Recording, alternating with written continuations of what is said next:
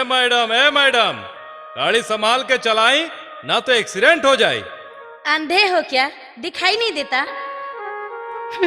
पता नहीं कहाँ से चले आते हैं मरने के लिए, देहाती कहीं का। देहाती किसे बोलती हो? देहाती होना पाप है क्या? अरे तेरा शहर का गांव से अच्छा है, उल्टा चोर कोतवाल को डांटे। जाइए, लड़की समझ के माफ कर देता हूँ, यही हमारे गांव की संस्कृति है। वैसे एक बात बता दूं आपकी जानकारी के लिए, जो भारत की आत्मा है वो गांव में बसती है, क्योंकि भारत जो है वो गांवों का देश है। हमने स्कूल में पढ़ा था, तीसरी में, समझी कि नहीं? अच्छा, जरा हम भी तो सुने, तेरा गांव है कैसा?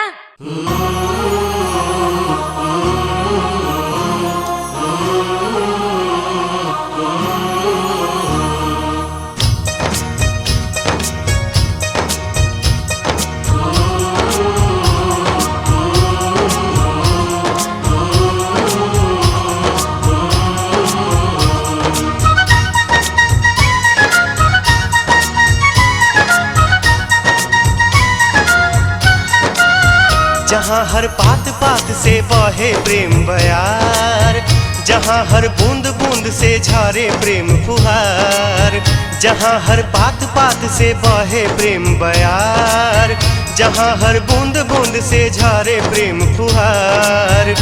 नफरत के इस मौसम में, खुद गर्जी के इस आलम में, सब कुछ सेम है, घर घर प्रेम है, सब है सुरीला।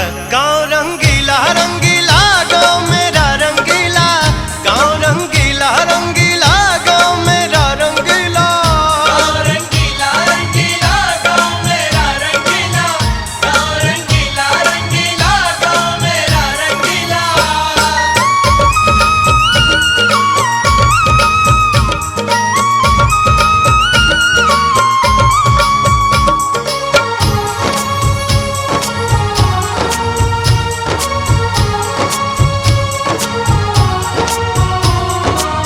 आम अमरैया, ताल तलैया, पवन बहेले पुरवैया, अनजाने राही को भी मिल जाती है शीतल छैया।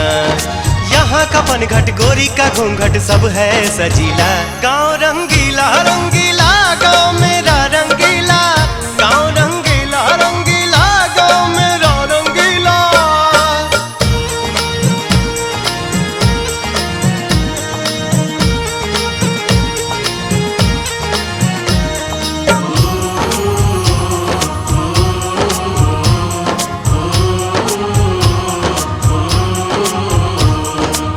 बेद खले बे जनले सुनले, फेरा साथ लियाला, साथ रहे के क्रिया खा के, हाथ में हाथ दियाला।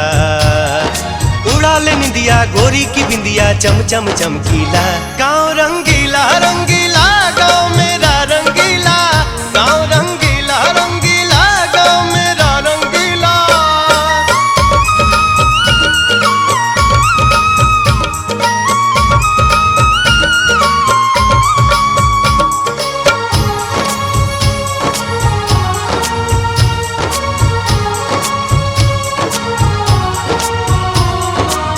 मिश्री से भी मीठ लगेला गौआ वाली बोली, हाथ में हाथ मिला के रहती इंसानों की टोली। इंद्रधनुष रिश्ते नाते सब है रसीला। गाँव रंगीला रंगीला, गाँव मेरा रंगीला, गाँव रंगीला रंगीला, गाँव मेरा रंगीला। जहाँ हर बात बात से बहे प्रेम बयार, जहाँ हर बूंद बूंद से झरे प्रेम फुहार। नफरत के इस मौसम में, खुद गर्जी के इस आलम में, सब कुछ सेम है, घर घर प्रेम है, सब है सुरीला। गाँव रंगीला रंगीला।